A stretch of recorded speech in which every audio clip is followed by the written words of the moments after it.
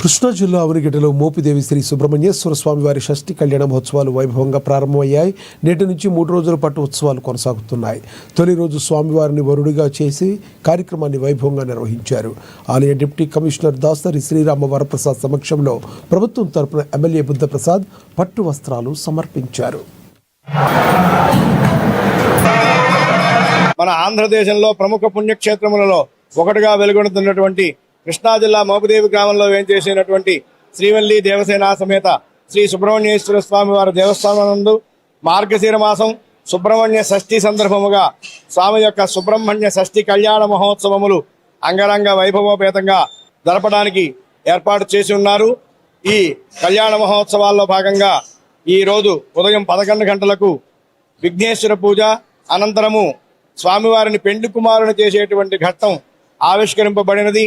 ఈ పెండ్లి కుమారుని చేసేటువంటి కార్యక్రమంలో ఆంధ్రప్రదేశ్ రాష్ట్ర దేవాదాయ ధర్మాదాయ శాఖ వారి తరఫున, రాష్ట్ర ప్రభుత్వం తరఫున మరియు దేవస్థానం యొక్క వంశపారంపర్య ధర్మకర్తలైనటువంటి శ్రీమంతరాజా యార్లగడ్డ వారి వంశస్థుల తరఫున, అవనగడ్డ నియోజకవర్గ శాసనసభ్యులు అయినటువంటి గౌరవనీయులు డాక్టర్ శ్రీ మండలి బుద్ధప్రసాద్ గారి యొక్క దంపతుల అమృత హస్తముల చేత మరియు దేవస్థానం డిప్యూటీ కమిషనర్ గారు అయినటువంటి శ్రీ దాసరి శ్రీరామ వరప్రసాద్ గారి యొక్క అమృత హస్తముల చేత స్వామివారికి పెండ్లి కుమారుని చేసేటువంటి సమయంలో పట్టు వస్త్రములు సమర్పించడం జరిగినది 11 గంటలకు.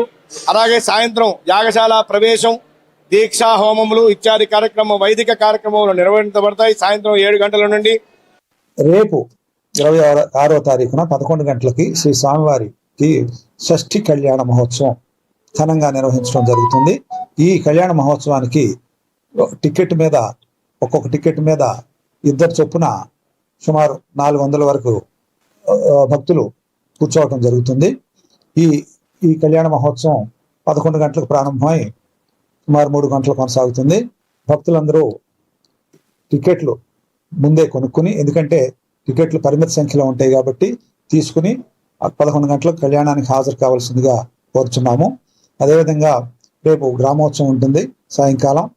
ఎల్లుండి కూడా వైదిక కార్యక్రమాలు కొనసాగుతాయి. ఎల్లుండి రాత్రి 8 గంటలకి పుష్పశయాలంకృత పర్యంక సేవ, తీర్థప్రసాద వినియోగం మొదలైన కార్యక్రమాలు జరుగుతాయి. ఈ షష్ఠి కళ్యాణానికి భక్తులు